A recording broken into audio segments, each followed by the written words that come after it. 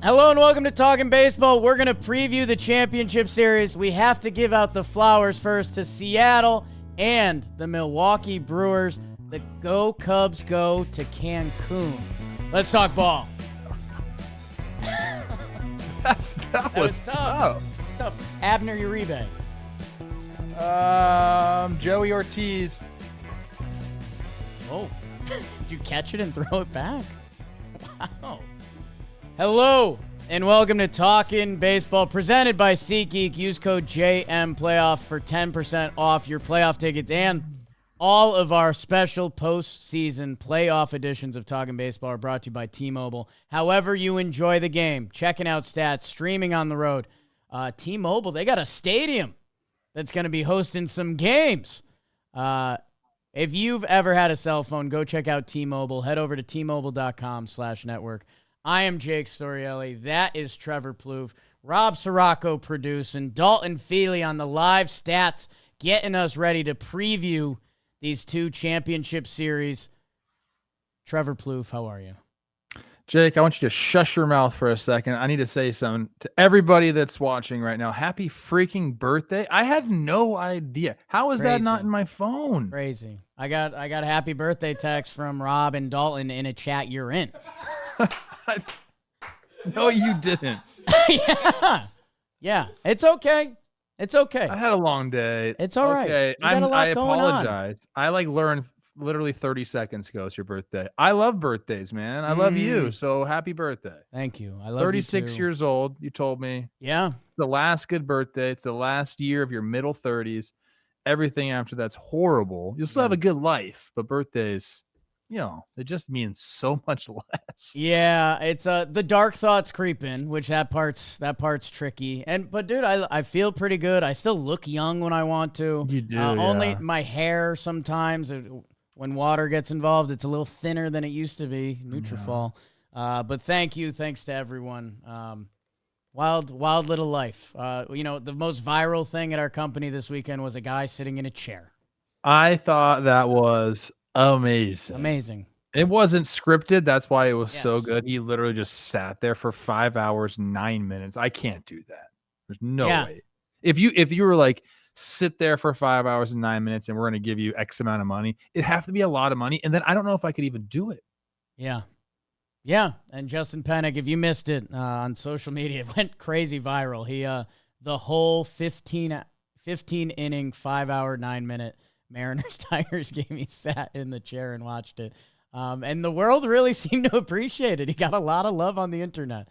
So you just never know what you're going to run into in this weird little world we've set up. So for everyone tuning in, we'll go over the last two games quick. We did take last night off from Talkin Baseball, for mental and physical health. And we wanted to get this episode out as soon as possible to set up both championship series for the baseball fans. But we do have to go through the games that happened just briefly, high and tight, because if you've made it to this part of the episode, you probably know what happened. And just rolling off of reverse Crown Pod, we'll talk about the Brewers and the Cubbies. Milwaukee holds serve. Trev, this was a do or die, obviously, a deciding postseason game between two division rivals that were going to empty every arm they had, everyone in the bullpen. Odds were this was going to be a low-scoring affair. 3-1, it's tied at 1-1. Andrew Vaughn, the former White Sox, turns on one to make it 2-1. And then the Terang homer, and both of those came with two outs, I believe. I'd have to double-check the Vaughn one. But, man, that's kind of where postseason ball is at. And you wonder, is it the type of baseball we're playing, or is pitching just so electric that you're just kind of trying to get your A swing off and run into a couple, and the Brewers get it done? Well, there were some other threats during the game, but 4 solo shots. That was the only scoring in this game. Again, these two teams, they traded their runs early. Contreras with a solo shot off Pomeranz, and then the Miz comes in and Suzuki hits that ball, and that thing sounded different. You got that Japanese maple, bro, because that thing sounded different off the bat, and that was a beautiful swing. So he tied it up, and that's kind of what we've seen almost every single game of this series was early run, answer back, early run, answer back. And that's beautiful baseball right there. So it ended up being, yes, who out homered who. But I think this series has been much more than that. It's been about the bullpens. It's been about the defense. Some teams making plays, some teams not. But in the end, yeah, a couple better swings from the Brewers. And like I mentioned, if they get that part of their offense going, and they're able to not only, put the ball in play, kind of, be menaces on the base pass, but also hit the home runs, that's what's going to propel them to the World Series. That's what they're going to have to do to get past the Dodgers. Yeah, and I had forgotten that the home run in the first by William Contreras was also with 2 outs. So crazy. All 2 out, 3 solo shots from the Brewers end up being the difference. And yeah, I guess we try to figure out when to give managers the credit. Pat Murphy, who, I think they had more pitching options coming into it, but goes McGill to start with the clean first, and then, full energy dump, hype up the boys coming off the mound. That, we're all wondering their pitching path at home. Like, are they? I don't know. We've seen a lot of teams extend people. Like McGill didn't throw a ton of pitches. He threw 11 pitches. Like, I don't know. Is he going to come back out for the second? No. They just said 1 and done.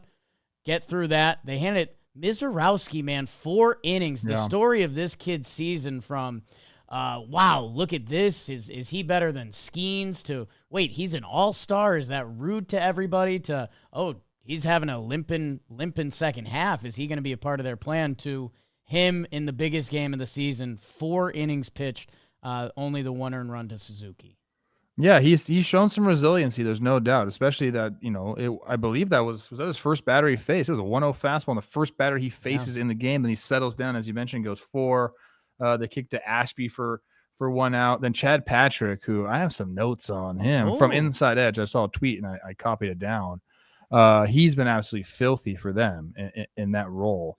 Opponents, Jake. Hitless still. This is going into this outing. Hitless against him in their last 17 at-bats going back to September 24th. In this season, with runners in scoring position, the OPS against 498. It's the 3rd best in baseball with, 75-plus innings pitched. So he's been a guy that can put out a threat, and a guy right now that's missing a ton of bats. I mean, that was a nasty pitch. And so, the Chad Patrick name doesn't do this guy justice, is what I'm trying to say. Vanilla name, Neapolitan stuff. Watching your brain churn to find that one. I couldn't find that word. Absolutely delicious. Nailed it though. You did. Yeah, and hey, this is one game you end up zooming in on everything. Colin Ray, he almost bent and broke a little bit. Nice. Palencia comes in to put out the fire again in that one. And yeah, I guess, from the Brew Crew, Ashby looks shaky, but I think he ends up facing the minimum. Like they go out and get him with Chad Patrick, who looked nasty. And then Uribe kind of came into the game and was a little wild, and the Cubs helped him out with a few swings. Ballesteros gets the pinch hit. He was 2-0. Hunts a fastball. It was still out of the zone and swung at it. Like, I think Uribe's first 7 pitches were out of the zone, and I don't think the Cubbies had anything to show for it.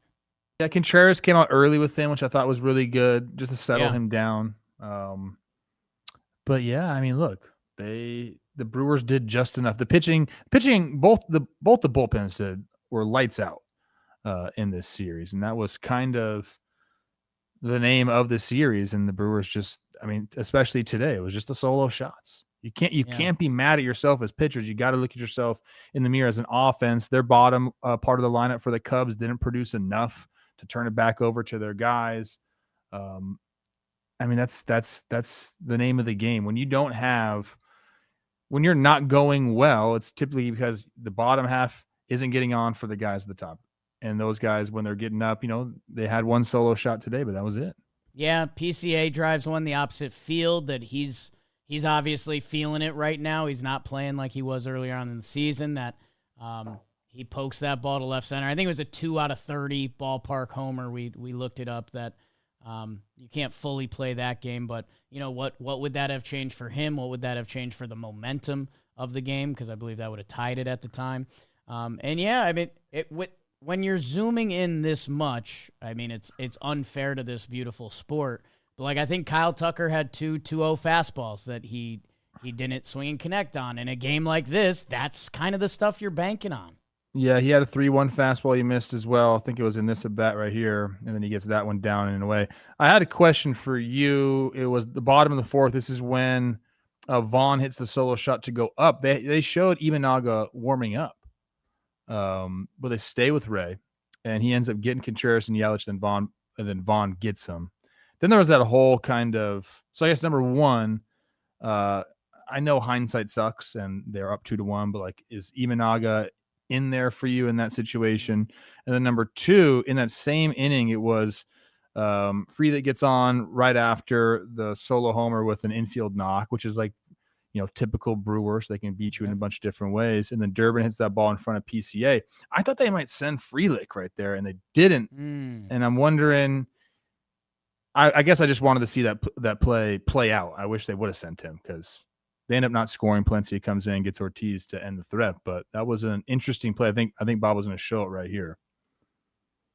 Ball gets in front of PCA. He kind of has like an awkward, like, keeping it in front thing. Yeah. And I'm like, go, go, go, go, go. They stopped him. Then the ball gets away, and then just, I don't know. I guess he stopped his momentum, but yeah, there's like a chaos rule that was going through my head when that play was live, that it's kind of like, hey, this is a weird baseball play, like, officially. Like, PCA had to make a hockey save. You got Frelick running that it's 2 outs in the inning, playoff baseball. You're already up 2-1. Like, you just took the lead. Like, let's go. Like, I wanted more pressure there, and I believe the third base coach is Lane. Don't quote me on that. Oh. Maybe, Bob, you can find that out for us. I think he was pointing Frelick home, and Frelick just didn't have a good read on it. Yeah. Yeah, it's you're right. I mean, it's one of those, especially as the base runner in that moment, the last thing you do is want to make that out on the bases, especially when you're 5'9", 170 Sal Frelick and your coach trash talks you during the season. That it's really tricky as a base runner. If you take one hezzy step or you stop your momentum, it changes the math equation of the play significantly, that you can't fault Frelick or truly the third base coach there. No, I'm not. I wanted to see him go. Yeah, and I think where you do something that we've talked about on the show plenty this year. I'm a big Ryan Russillo fan. He loves baseball. He's starting to sneak back into it. He commented how bad throws are from the outfield now, and it's just so true. Agreed. It's insane, and I'm going to bring more awareness to it, because it's nuts. Like, when we see a good throw, we're like, oh my God, did you see that throw? I'm like, what? How bad guys can miss some of these throws? Look, is I will say this: there are times when you're going 100 miles an hour and you just get a bad grip. The grip means so much in the outfield, because if you don't have a 4-seam grip, your ball is going to go all over the place. But like, it's also, you're a professional outfielder, so like, you should be able to get the grip more often than not. But I'm talking about like outfield arms. I feel like I'm sure we have some people that have numbers, and I'm sure you can baseball savant this. We got to be down on outfield arms. Like arm strength, miles per hour, we got to be down. I know there's some guys still freaking.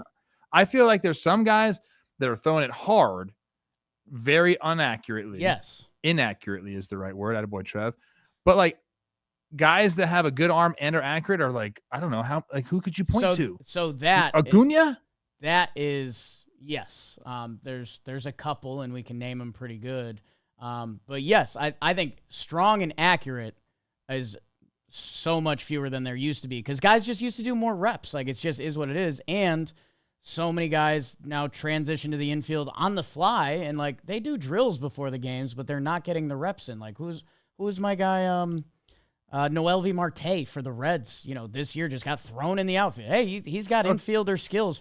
I know that's kind of how it's played out over time, but like, I think to now be in the outfield, or to be a major leaguer in general, kind of like we've done with the pitchers, you have to have a certain level of arm strength. Like, how many outfielders exist right now that have that Bernie Williams, Johnny Damon arm? Like, well, none. so no, again, maybe it's just the ball that I'm watching, and maybe I'm just an idiot. But I know like O'Neal Cruz is booing that upper echelon of arm strength. I know there's guys that are throwing the shit out of the ball. I understand that, but I feel like more so now than ever, we're just seeing like little water pistol arms. I really feel that way. I'm like, okay, like what are we doing? Well, I don't know. Yeah, we'll get our analytics on it later on in the offseason. That's an offseason. Feels like an offseason thing. Hey, the one thing I'll say, I'm wearing a Brewers shirt right now. This was tricky for me. The Brewers have been so nice to us as an organization. The Cubs have been so nice to us as an organization. And yeah, Dodger fans, I know you're not going to be excited about this, but one of the last proud things I am about the Yankees is they have the last repeat, that I'm not exactly go Dodgers this year. I'll say that. I'm glad the home team won. The home team won every game, and I want that to matter in this sport, because with how the playoffs are set up, we're still questioning the format, although I do think the top two teams in each conference league, I think the two top teams from each league are going to the CSs this year.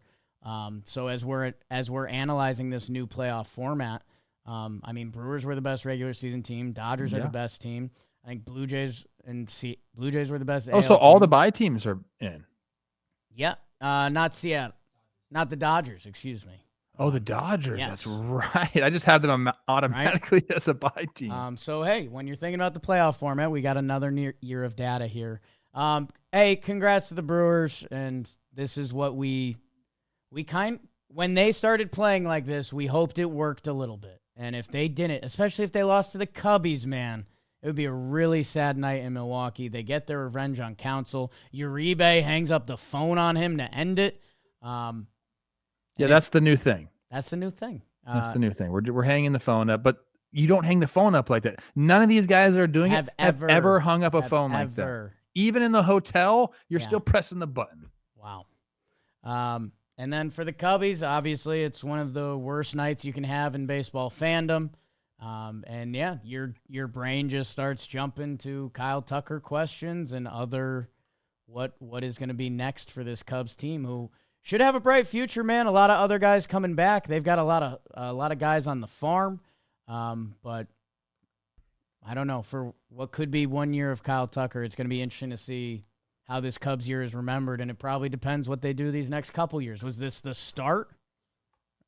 I don't know. I'm just going to say one thing more about the hanging up of the phone. If I say one person, that I know a person that we both know, that we've talked to him on the phone probably, quite a bit, who like doesn't say goodbye before he hangs up the phone, who always wants to be the first to do it. Do you know who I'm talking about? Someone who wants to hang up the phone before saying like goodbye? you're done having the conversation, and you usually say, all right, man, we'll see you later, and like you do that because that's like what regular people do. This guy's like, before you can say that, like, all right, he's already gone. Interesting. I don't know. You don't know who it is? No. Shout out Jack Davis. Oh wow. Yeah, check him out next Dodgers time. Give him a call. Just call him. Just to see what he you're does. right. You're right. I know what you're talking about. I was thinking within John Boy Media, and I was like, me and Chris Rose can't hang up the phone. We just end up saying like another sentence to each other, and me and Chris Rose say goodbye 6 times to each other.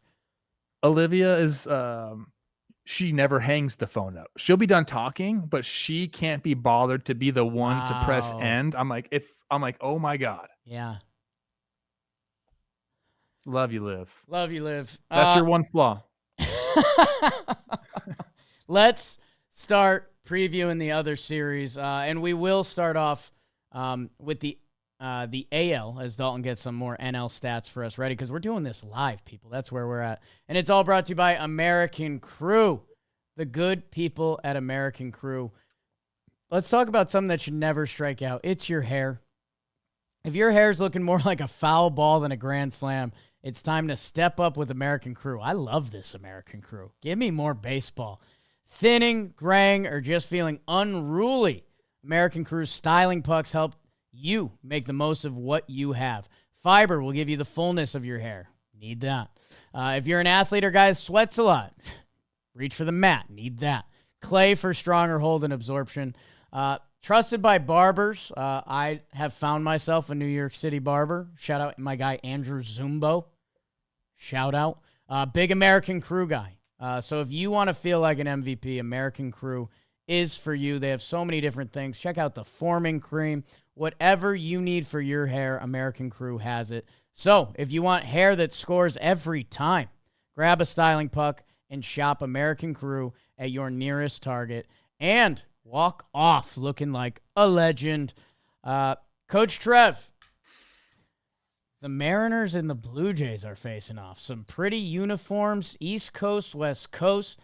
These two talented teams that we haven't seen with a ton of postseason experience. I do think we need to give a couple quick minutes because, again, an apology to our Seattle fans that we didn't record last night because that would have been a doozy. That would have been us. That would have been us at 2 a.m. getting weird after watching 15 innings of baseball. That we saw what's going to be remembered as it's an all-time memory for Mariners fans. You probably saw posts online. We got grown men crying. Your guy Jorge Polanco in the middle of it again. We got another Kerry Carpenter homer that could have been the difference, and Leo Rivas goes down as an absolute Seattle legend, an all-time Seattle memory. Well, I mean, that was an insane game. A couple times in those extra innings, I thought the Mariners had a chance to bunt a guy over. They didn't do it. Couldn't push across that run until Canely comes in and Polanco goes down. Canely made a good pitch, 3-1 changeup, but Polanco went down and got it. I was watching that game. I sent you guys a picture watching it with my big guy, Joe Ryan, last night. Whoops. Had a nice dinner with him. That was a lot of fun. But we were watching the game together. It was interesting, like, talking to him. He was telling me about Scooble's routine because they played in the All-Star game this year together. And he says Scooble lifts his heaviest the day that he pitches because he's like, my legs are already going to be shot. Might as well just keep them going. And I was like, I don't know if that makes sense, but if you're Scooble, you do whatever you have been working. Doing. Yeah. What? Yeah. The science can't be behind that. I don't know, man. I don't know. Another fun thing from that game, Flaherty comes in. He's talking to himself. He looks not good to start off. He's throwing balls that he can't really control. He's around the zone, throwing a bunch of sliders. So he gets out of that first inning. I think he's done. So I text him like, hell yeah, man. Congrats. You're a demon. And then he comes back out for the second. I'm like, oh my God. Oh, like if he gives it up and ends the season, he's going to come back to that text. You're a demon. And I'm like, oh no. And Jack takes that personal. That would have been tough. He threw 2 scoreless. Thank goodness for my sake. I don't know if he'll ever talk to me again after that one. But all-time game. I'm very happy for Seattle. The fans deserve it. Obviously, Cal Raleigh, I feel like you got to mention he deserves it. They made some acquisitions. They've pushed the chips in. Detroit, man, I don't know what to say about their season. Like they proved me wrong every step of the way. And clearly you got the one of, if not the best pitchers in all of baseball. But they've developed a winning formula there as well. Kerry Carpenter's a stud. I hope he hits more left-handed pitching next year. Just leave him in. Let him learn how to hit left-handed pitching. You did it in the playoffs, and look what happened. Yeah. So I saw Buster Olney, who I unfollowed. Whoa! I did. I can't. You mess with our company boys. too many times. I'm out. Okay. He put out something like, there's an all-time decision the Tigers have to make. It's either you let him go or you trade him. I'm like, what? I'm like, how about try to sign the guy? Like, right. How are we there as a freaking sport that we're talking about Tarek Skubal and the two options are have him for another year and let him walk or trade him? What? Sign his ass. Keep your guy in your uniform. What are we doing? Especially, Detroit's had big budgets before. Like Miggy Cab's money just came off the books. Like roll that up a little bit. Anyways, that's a little off-season-y. Detroit's 2 through 5 hitters. I think we got an 0 for 23. Yeah. That's tough in hindsight when Kerry goes 4 for 5 at the top with 2 walks. And hey, Josh Naylor, 3 hits. Callan stealing bags. Yeah, man. I knew he was slow, but they said last night that he was the second slowest sprint speed in all of baseball. Yeah. Which just brings up wild questions about this stolen base format and like, hey, people, if you can get your hops in and get the momentum going, there's bags to be had.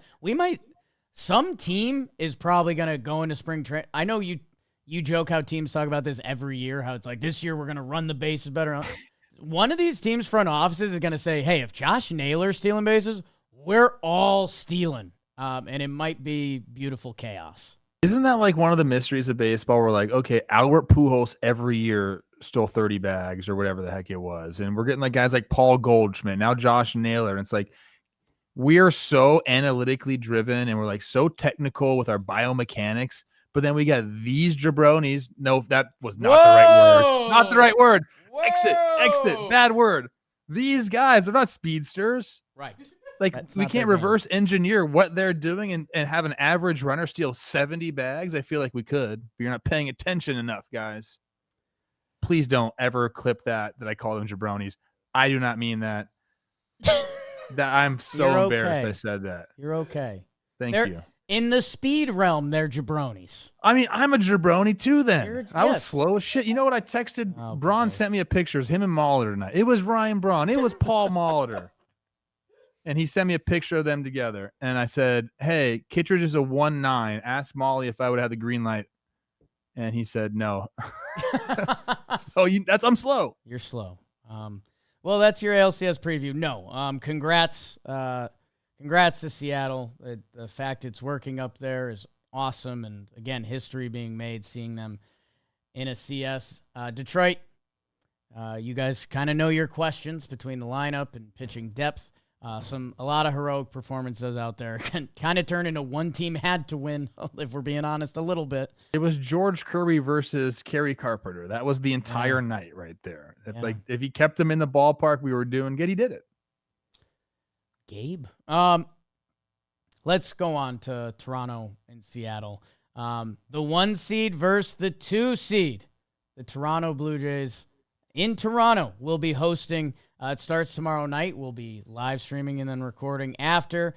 The Blue Jays have won 4 out of 2 this year. The Mariners took 2 out of 3 in April. A lot to take from that series. And then the Blue Jays swept all 3 in May. So that's really important. The Blue Jays have not played in a World Series since 1993. Joe Carter. Paul Molitor scored. People forget that. The Mariners are seeking their first ever World Series trip. So basically, if you're 30 years old, you've never seen either of these teams in the World Series, which is just when did the Mariners become a thing? 69, Dalton says, but I don't know if he's just aged up right now. Yeah, Dalton. That felt loose. That felt too from the hip. The last time these two teams face off in a wild card. He's right. Right? Is Dalton the next Chris Rose? Dalton is Chris Rose. He's always been Chris Rose. It's time is a flat circle, Chris Rose. Yeah. You merge our bodies together, we're Chris Rose. These two teams faced off in the wild card. The Mariners swept the Blue Jays 2-0. Trev, we have everything. We're looking at injuries and who's going to come back. Bichette, Bassett, Brian Wu for Seattle.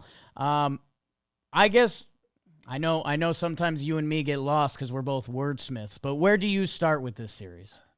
Well, I guess rosters is a good place to start. Okay. For the Mariners, they're pretty much set. Brian Wu will be the likely addition for them. Now, they're saying he won't pitch in game 1, middle of the series, reliever, opener, whatever it is. I think the Mariners are fine with their starting pitching. They got to get over this game 1. Obviously, they used a ton of their guys last night, but they used a lot of starters. They used Gilbert, they used Castillo and Kirby there.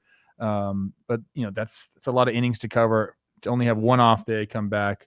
But for roster sake, I think Wu's the only kind of like question mark, although he's going to be on the roster. It's just in what capacity. But for the Blue Jays, I think that's a big question. Bassett, Scherzer, Bichette. I mean, those are 3 pretty common names or household names for baseball fans, and we'll see kind of what they're going to do. Bichette's quote, I've made huge progress the last few days, so I'm really optimistic about where I stand. I don't think he'll play the infield. I think he'd end up DHing, possibly pinch hit scenarios for him, which would only bolster that what I would call a long Blue Jays lineup. I think that'd be really cool to see him in there, because I don't want to see them go through this run without Bo Bichette. He's been there. He's one. You don't want to see that happen. You want him and Vladdy to be there together, because they've endured a lot. So I'm excited about that.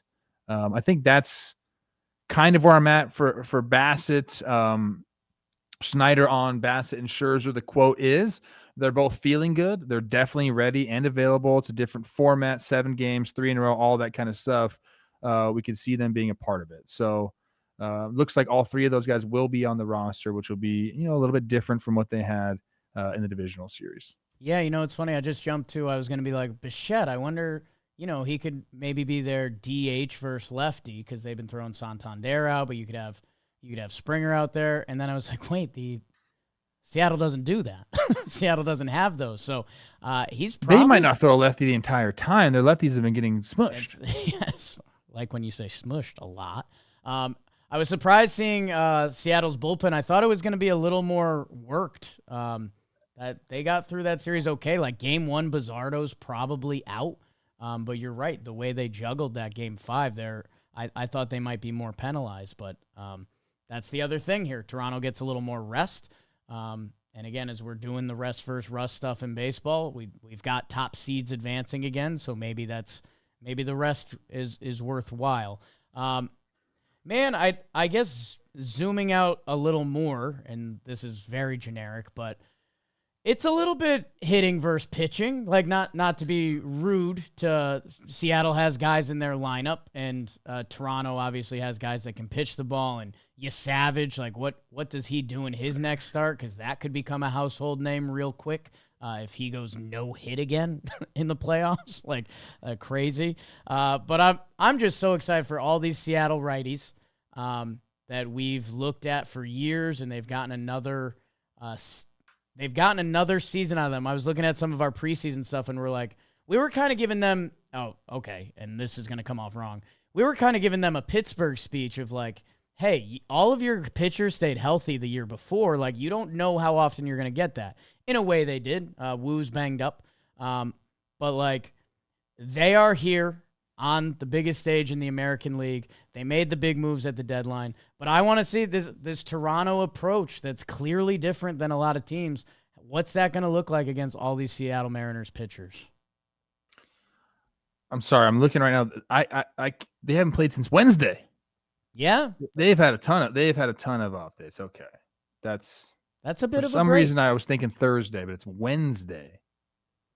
I think if we're looking at rosters and comparing, I think the Blue Jays have a better offensive roster, but they don't have to. I think the Mariners can become a long, efficient type of offense. We didn't really see it from them in this divisional series, but I think they have the potential to be. And if Cal gets hot, he can match up against Vladdy, and then it's kind of like, what do your auxiliary pieces do? I still will lean Blue Jays as far as offense there. Starting pitching, I think you got to lean Mariners. Although, like you mentioned, like I don't think the Blue Jays are slouches there. I think really it'll come down to the bullpen, where I think I lean heavily to the Mariners bullpen. I know that maybe not the first game I would say that, but overall in a series, I think I lean Mariners much more there. That's like the one advantage. And defensively, clearly it's a mismatch where the Blue Jays are one of the best defense teams in baseball. The Mariners, not so much. That's kind of where it sets up roster-wise, which I think will make for a really compelling baseball. I think these two teams, I said it before, and Tigers fans didn't like it, but I think the Mariners matched up much better against the Blue Jays. I think we're going to see some really, really good baseball. If the Mariners can catch and throw the ball against this really contact-oriented Blue Jays baseball team, I think that's something we'll have to focus on. I'm sure there's going to be one night where we're like, see, the Blue Jays jumped all over that Mariners defense. They put balls in play, put pressure on them. I'm sure we'll be saying that. And then there's going to be another night where I'm going to say, hey, Cal Raleigh took this fucking game over, man, because he's a stud. Yeah, Mariners ranked fifth worst defensive team. What was that? Baseball. Firth.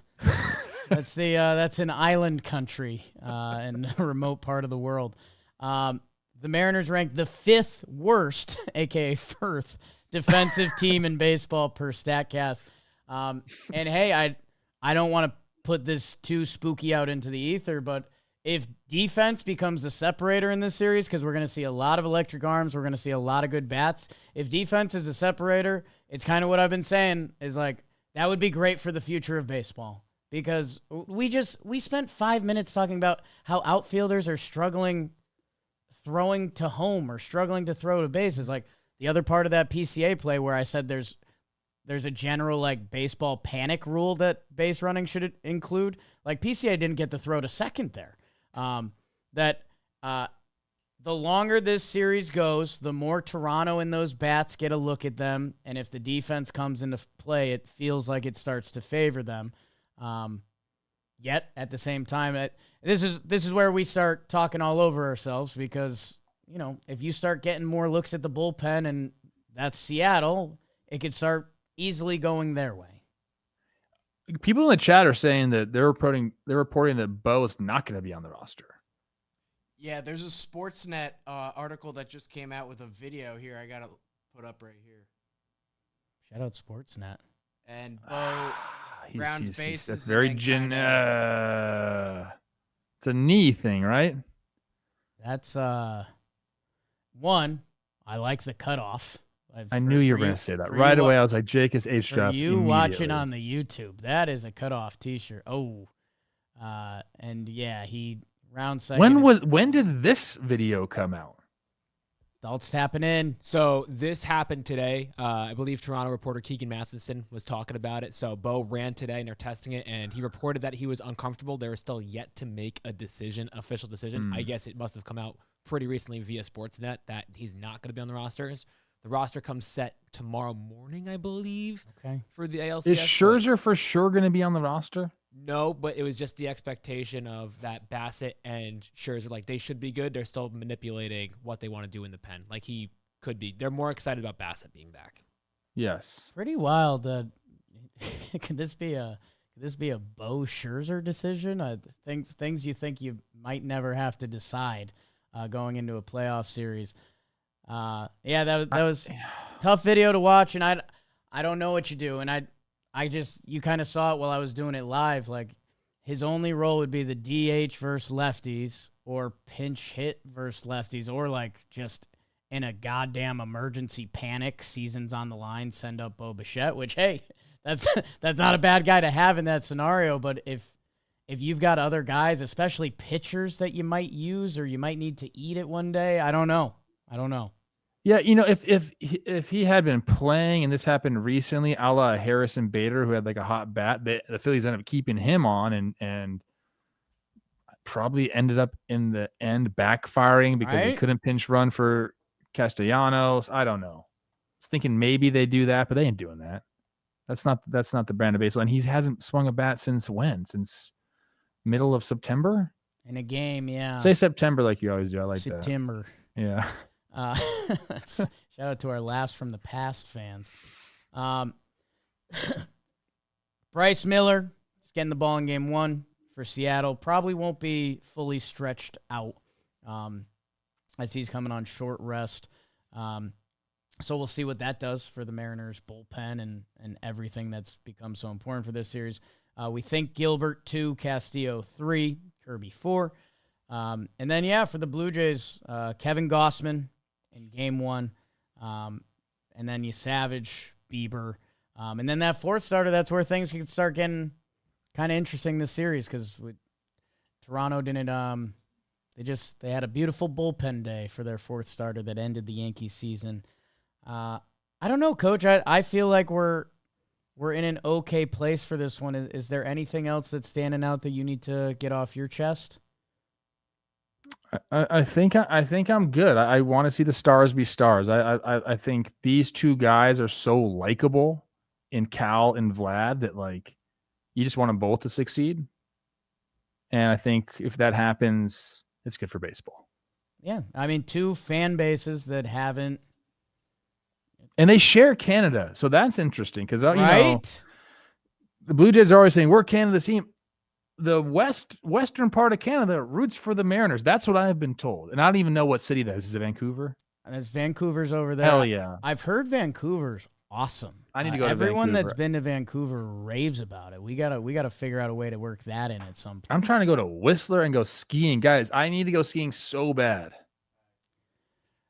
Yeah, nobody cares, but I'm just thinking about it. I'm happy for you. It's like it's a later in life hobby that you've really fallen in love with. Yeah, I'm out on golf. Give me tennis. Give me skiing. Whitest thing I've ever said. Skiing's so hit or miss for me. Like a great day skiing's awesome. A bad day skiing can kind of stink. I like everything around it, like the mountain vibes. That's what I'm saying. Beer on the mountain, hot tub. It was you, me, Jimmy Clausen in the hot tub. Some of that's true. Trev, I'm not going to fully Chris Rose you, but the people do like to hear. If you had to place your well-earned money on the DraftKings Sportsbook, who would you pick in this series? I know. I honestly don't have a lean in this series. I'll go Mariners. I'll go Seattle. And no real reason except that I saw Ken Griffey Jr. come out in a convertible last night, and I was like, "That's the coolest thing I've ever seen in my life." So really tough to bet against that. Yeah, I don't know, man. I know it's literally. I think talent-wise, these two teams are so similar. You know what? Scratch that. I think Toronto is playing some of the most inspired baseball we've seen in the postseason. I don't think Seattle played that great in their series. I know they won that game, but Toronto played excellent against your Yankees. Like, dominated the Yankees. I don't want to bring that back up, but they did. So if we're going like who's playing their best right now, I mean, I think it's Toronto. I'm going Toronto. I don't love the starting pitching, especially in a 7-game set. So that's my biggest concern with them. But Louis Varland's gonna be great out of the bullpen. I have a little bit of. I'm going Toronto. Fingerprints are all over it. Yeah, man. I'm gonna throw a week and a half flip flop before the playoffs. I did pick Seattle to come out of the AL, but everything you just said was right, Trev. Like, if I know baseball, anything can happen. The way Toronto is playing right now, I mean. I know my guys kind of did savages in the box, but like what those dudes, they are savages in the box right now, and you savages on the mound. Give me Toronto, but like we both said, and we will say this part confidently, we're not confident, and it's baseball. Yeah. like either team could sweep, and it's just how this dumb sport works sometimes. What does baseball want? What is Major League Baseball, the Shield? Ooh. It's got to be Toronto. The league. Right? But you know what? Chris Rose is a ratings guy, and he says they don't count Canadian ratings in the ratings. Oh. So that doesn't really count. How does that doesn't fucking make sense? That's earmuffs. Sorry. My bad. Yeah. I'll cop out. I'll go win-win from Rob. I think if Toronto and that fan base up there, and they always talk about the giant market and everything that's going, like I think that's good. And dude, like what Seattle's doing is awesome, and that fan base, and they control the market out there. And what a way to introduce the Portland team. I don't think there's a big win from either team, but I think both are great for the sport. Great for the sport. All that was brought to you by DraftKings. Why don't you guys go sign up at the DraftKings Sportsbook? Maybe bet a homer. Maybe bet a touchdown at the DraftKings Sportsbook, the official sports betting partner of the NFL. Every touchdown could bring you closer to cashing in, from first touchdown score to anytime TD props to the thrill of in-game live betting, and every snap is loaded with an opportunity. Here's the best part. You bet $5. If your bet wins, you get $200 in bonus bets instantly. Your team is hitting the pay dirt, and that can pay out. So, download the DraftKings Sportsbook app. Use code JAMBaseball. JAMBaseball, turn $5 into $200 in bonus bets if your bet wins. In partnership with DraftKings, the crown is yours. Trev, in the National League, the Dodgers, who a lot of us would have penciled them in before the season, although I thought the Phillies might have one more fight in them. They did not. They are heading to beautiful Milwaukee, the 1 seed, to tee it up on Monday October 13th. And Trev, I don't know if you know this. I know you know this. You're a ball knower. The Brewers swept the season series 6-0. Of course I knew that. 3 of 3 in Milwaukee in July, 3 of 3 in LA later in July. Wow. The Dodgers really struggled offensively against the Brewers. Collectively, 179, 245, 301, and their pitchers had a 4.3 ERA. Not a great recipe. Rematch of the 2018 NLCS when the Dodgers beat the Brew Crew in 7 games to advance to the World Series. Trev, God, you're an LA guy. You're a Milwaukee man. This is brutal. I feel for you. It is, it truly is a tough one to handicap too, because you have the 0-6 record for the Dodgers against the Brewers. You know what the Brewers do, and they have their game that they don't really get out of. The Dodgers, now you could say, well, they have an answer for almost everything, but I don't necessarily think that's true. Like, if Shohei was dominating at the plate right now, I would think a lot differently of this series. If he's a non-factor again in the box, which he very well could be with this pitching that the Brewers have, they're going to make him chase, which he's doing right now. He's just swinging out of his shoes. They're going to pitch him up and in. Then they're going to go down on the way for a ball. And if he continues to, I'll call it, flail at the baseball, I think the Brewers have a really, really, I mean, it's crazy to say good shot after they swept the season series, but that's what it will be. Now, Mookie wasn't hitting when they played, so that's a difference. I wish we had a different term for David and Goliath, because I think that's I guess it works here, dude. Because David wins. Everyone forgets David wins. Yeah, they never. It's just it's meant to be like big dog versus little dog. I guess the point of that is a lot of Goliaths had won up until that point. Okay. Some of the Pat Murphy This quotes has been David and Goliath because they've won. There you go. So I guess it makes sense in this situation. This, I mean, look, the Dodgers have starting pitching in spades. They have at least right now a top half of the lineup that's great. If Kike continues to do it, and Edman is the guy that he has been in the postseason. Will Smith is now healthy enough to catch. So I expect him to be starting every game, which I think helps their lineup out as well. All that being said, the Brewers don't give a shit. Right. They'll Andrew Vaughn you to death. Yeah. You know what I mean? Yeah. It's they are two completely different rosters. And you can say Chiriot, you can say Yelich. But again, this Dodgers roster was supposed to be here. This Brewers roster, even though we believed in it, they're just two different things. But because it's baseball, and because there are more than one ways to win and to play this game, this is going to be a highly, highly contested and entertaining series. There's matchups. There is the difference in the way they approach. I think managerial differences as well. So it's markets like payroll. You can just go on and on and on. We're talking Los Angeles versus Milwaukee. Yeah. It's awesome. I think, and I love this word, the juxtaposition is amazing in this series. Nice, Trev. That is a great I don't know word. if I used that right. That was close, though. Yeah. Yes. And I think I heard, I mentioned Russillo before. Our brother Jeff Passan was on it, and he said that, depending what the Dodgers do this year with the upcoming CBA negotiations, if the Dodgers go back to back. Oh, don't say this. No. I'm just saying people are going to use this either way as ammo. Whatever happens this series, people will use it as ammunition. If the Dodgers get a call. Now you're gonna have people going like this. It's just how it works. That in a way, if the Dodgers win, we talk about things good for the sport. That maybe it'll be a realization that paying for players does matter and can affect your team. If the Brewers win, there's going to be a lot of people saying, figure it the fuck out, earmuffs. And I don't really care about that. I do this has turned into a career. 36 today. Thanks, everyone. But for this series, I just care about the ball on the field, man. And yeah, it's going to be electric between the Pat Murphy quotes we get between David and David versus Goliath. That's going to be insane.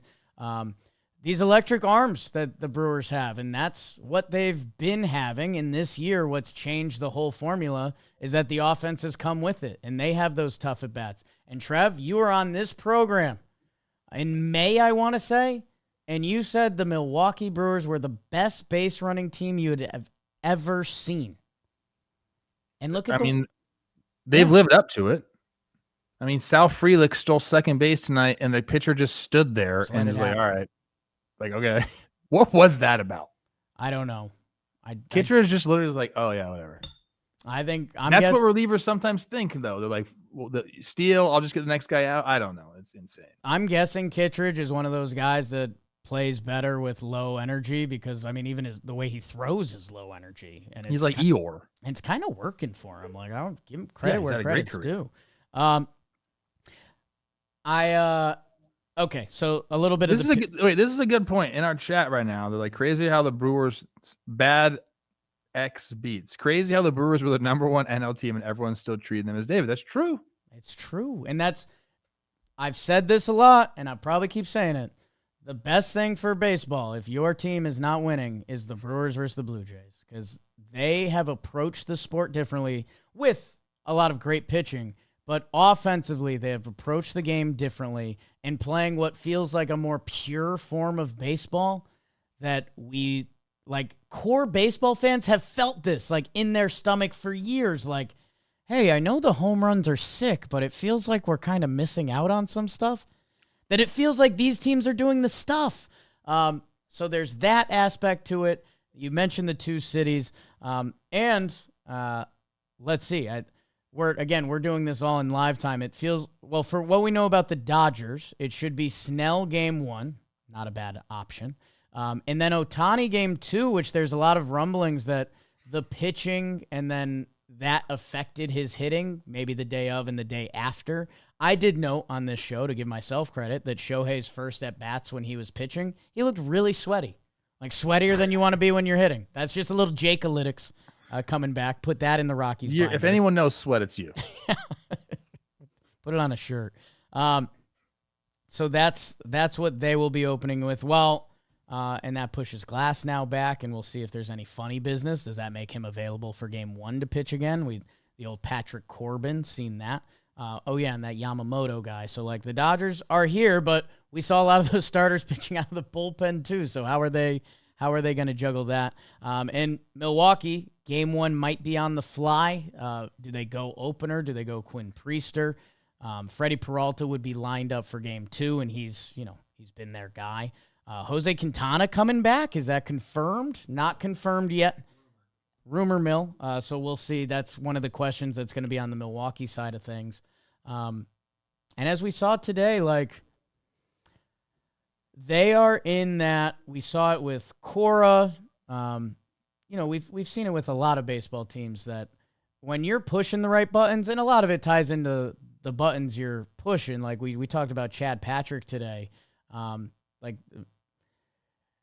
There's a lot of arms in Milwaukee that can be tapped on and can give you a performance on a given day. And Pat Murphy has been, artwork with it.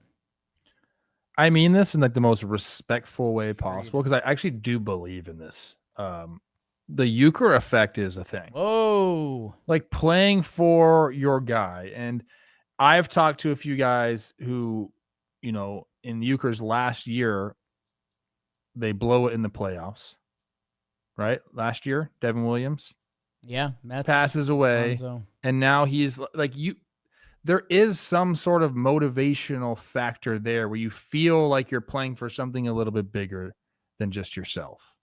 Do you not have that on your like mark it down list? I do. I believe in sports. And I think that's what I'm saying. Like we've seen it so much, and it's a lot of times like tragedy strikes a city and you feel like you're playing for something more, and you just get that little extra bit out. Call me crazy. I believe in that stuff. Is that going to play a factor on the field? I don't know, man. Like It can. Right. It's the same thing as getting your fan base into it and getting that motivation. It's the same thing. When I fill out a March Madness bracket, like I like a couple teams, but I also do like storylines. Like if there's a coach who would be lined up to play his former team in the second round, I'm about guaranteed to pick that team just because storylines happen in sports a lot. Storylines often don't happen in sports, and like everything you just mentioned, like the 2001 Yankees would have won the World Series. They were like playing for the country, and those games against Byung-Young Kim, like I thought I was watching a movie in lifetime, and there's the movie had a slightly different ending than what I expected. Yes and no. That everyone's kind of playing for something at the end of the day. But yeah, it would be a Milwaukee franchise that has never won a World Series. With what Euchre meant to that city and everything going on. Yeah, knowing that if they get past the Dodgers, the other AL team doesn't have that level of talent. Again, it's baseball and teams get hot. We do it all season, and we say, wow, hey, do you know the Rays were great in early June? Like, it's if a couple pitchers are throwing well and a couple guys are hitting the ball well, that's how it comes together. But if you're the Brewers, you are feeling, if we win this NLCS, if we get 4 out of 7 against a team we swept 6-0 this year, throw out the cities, throw out what's on the jersey and all that. Like, we have such a good chance to win the World Series. In a way, you could say that the pressure is going to be on Milwaukee more. That they haven't been in this spot and that this is their opportunity, where the Dodgers, they won last year and it's becoming a little bit of happenstance. What's Mizorowski going to do? I always got my eye on him, how they're going to use him, when they're going to use him. Is he just going to be a bulk reliever? Is he going to be a high leverage reliever? He's so interesting to me in that Brewers bullpen. Trev, a fun convo in the chat that we could bring towards now. X factors is really tricky with baseball because, hey, George Springer, Shohei went 1 for 18 last series? Like he could go 9 for his first 12, and that's just baseball. X factors can be tough. 2 guys who are major X factors, and we had a really fun question in our live chat. Roki Sasaki and Jacob Mizorowski. Yeah. Sasaki's just taking Well, he has his role. Sasaki has his role. But the last time we saw him, he pitched 3 innings. And, they are going to need those kind of efforts, I think, to get through that. When is Dave Roberts going to push the Sasaki button? Because we thought he was coming out earlier in the Dodgers series than he did. And then in his final game, he does the multi-inning outing. So he's kind of checked that box. That both of them are kind of X factors for this series. And the question in the chat was, who would you rather have on your team going forward? And it's a good question. Sasaki and Mizorowski? Yeah. They're both making league minimum? Minimum, both young, both crazy talented. Oh, man. That is a good question. Right? You're going to hate my answer. Yeah, tell me your answers. I have no idea. That's got me. That's such a Chris Rose. My goodness. I know. I'm gonna tell him to use that. I went business boy Jake. I have my one silver stock finance bro Jake. Give me Sasaki. We're gonna sell a couple more jerseys. We're gonna get some ad deals in because I don't know how to pick between those two. Yeah, I mean you're right on that. Right? Like you're getting the Japanese market. Beautiful. I love that. Way to think. You're such an entrepreneur. Way to go. You kind of are, actually. Kind of am. You actually are. Yeah. I say this on a couple episodes a year. I'd say once a year I dunk on some dude that's way into his life and career and needs to brag about it in a crowd. And I'm like, yeah, I got this company thing. It's whatever. Coach. What else? Roster decisions. I don't know if we went over that. It seems like the Dodgers have said they're going to carry an extra pitcher. They don't need 3 catchers anymore, so it's going to be Smith and Mortvet, I believe, and then Tanner Scott's out. Yep. So we'll see who they add there. Hey, isn't this the time of year where Brewstar just ends up on a roster and he's just like, I'm ready. We're doing this again. All right. And he'll pitch the last inning of the World Series. Where is it? That's actually scary to me because he wasn't supposed to pitch last World Series. And then he just showed up and he was pitching in high leverage innings. And Brewers, what's their roster decisions? Do they have any? I think we have to keep an eye on Churrillo because he obviously is not 100%. You see him. There was a ball hit in front of him today where he kind of looked iffy.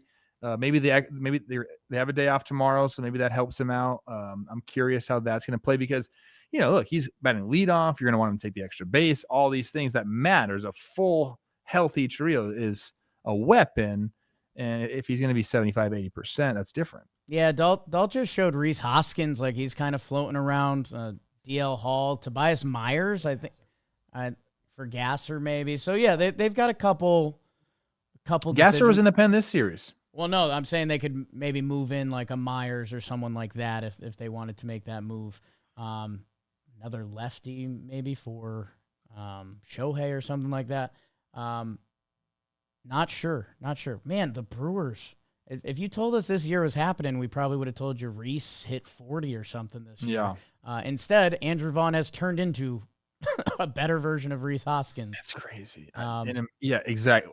Andrew Vaughn, Wally Pippen, Rhys Hoskins was not what I thought was going to happen this year. And again, I thank you for everyone that's been joining our live streams. If you haven't checked them out, they're a lot of fun. Also, go check out our new slash line. Shop.johnboymedia.com. We've really upped our merch game, and thank you to everyone that has bought stuff. But yeah, whatever your team is doing or favorite moment or whatever, upgraded the website. The whole thing's a better experience. So go check it out. Shop.johnboymedia.com. Trev, during the live stream, someone, a White Sox fan came in rumbling, and they were like, they listed a bunch of their young guys, and they were like, hey, if we get a couple arms and a first baseman, we'd watch out for the White Sox next year. Andrew Vaughn homered for the Brewers in this game. He was what you were looking for, and for whatever reason, whatever's going on the South Side, they can't figure it out. So a little White Sox talk come October 12th as the clock just changed on the East Coast. Coach Trev, I think it's prediction time. I want to show you because you just did our slash line. Yes. I made a shirt today with ChatGPT. You want to see it? I need to see this. Okay.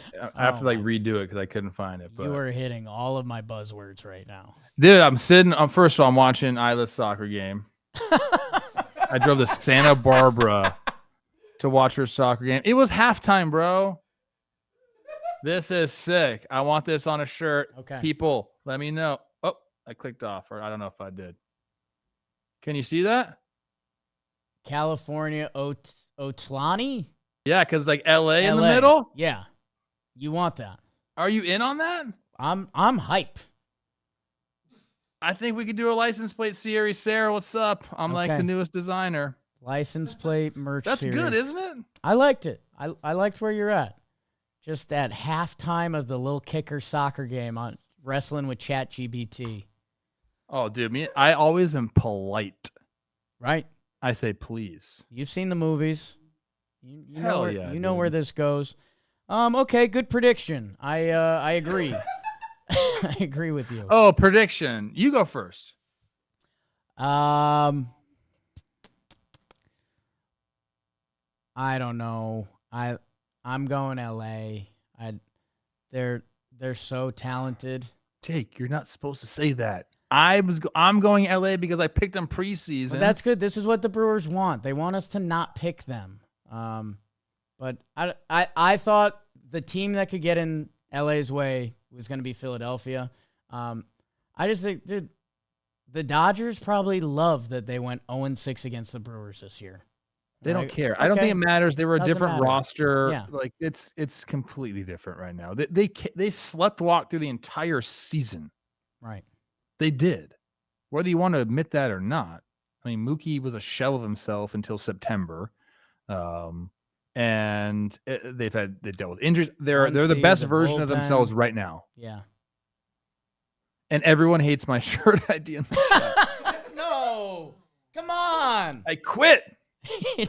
Trevor Plouffe Join the merch team. Trevor Plouffe quit the merch team. I think it's a great idea. In 5 And you can do it minutes. for every single fan base. So I'll get a Milwaukee one too. I don't know what a Milwaukee license plate looks like. That's an old school. My grandpa used to have that old school blue and yellow California license plate.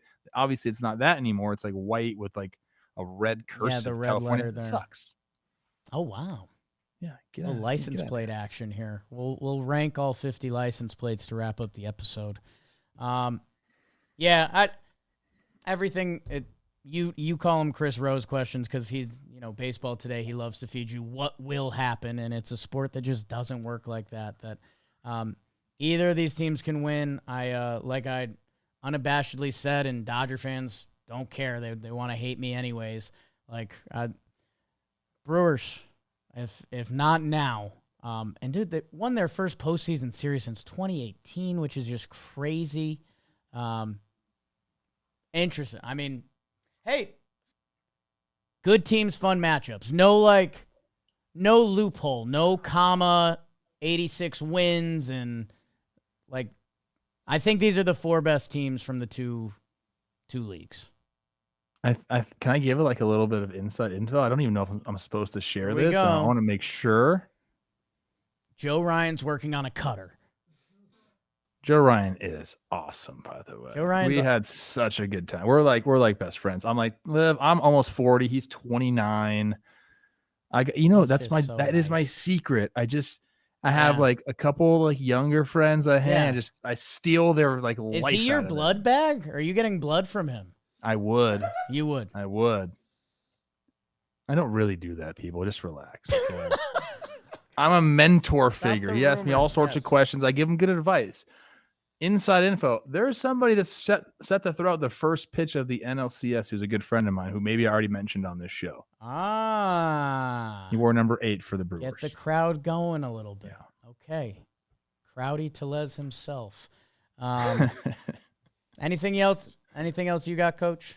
Joe Ryan won't be a Yankee, okay? Get out of here. No. Let's let his agent make the decision. I don't have anything, man. I'm excited. I think these are really good matchups. I do. I think Jays and Mariners is awesome. I love the Milwaukee Dodgers matchup as well. I love that Milwaukee swept them. Like that to me is so fun because it's going to be such a different series now, obviously. But 2 great series. Can't wait to call them all. We're going to be live after every single one, I believe. I'd like to go to one of the Dodgers games, which would probably put a wrench in our plans for that. So maybe if we do that, we'll alert people if we do that. I think what we've done in previous years, if we find a night that there's not going to be deciding games, we'll take one of them off and just do that. It's so late for you guys. You're the hardest working guy we can map that in out. sports right now. Happy birthday to my good buddy Jacob Storio. It's actually not Jacob. That's Jake Jake. Storio. Yeah. Mom and Dad didn't care. Just Jake. Works. Bernie didn't care. What's that? What? Thank you for everyone tuning in. We can't tell you how much we appreciate you. We are here. The championship series. We're going to know who's going to the World Series in about 7-8 days, something like that. Jake sucks. Happy birthday, Jake. Woo. October 11th. Okay. See, if I wish you happy birthday right now, it'll save it in my phone. That's what I'm going to do. It's too late, bro. It's not. No, it's not. I got you a present. It's October 12th. It's October 12th on the East Coast, so. Update in the calendar.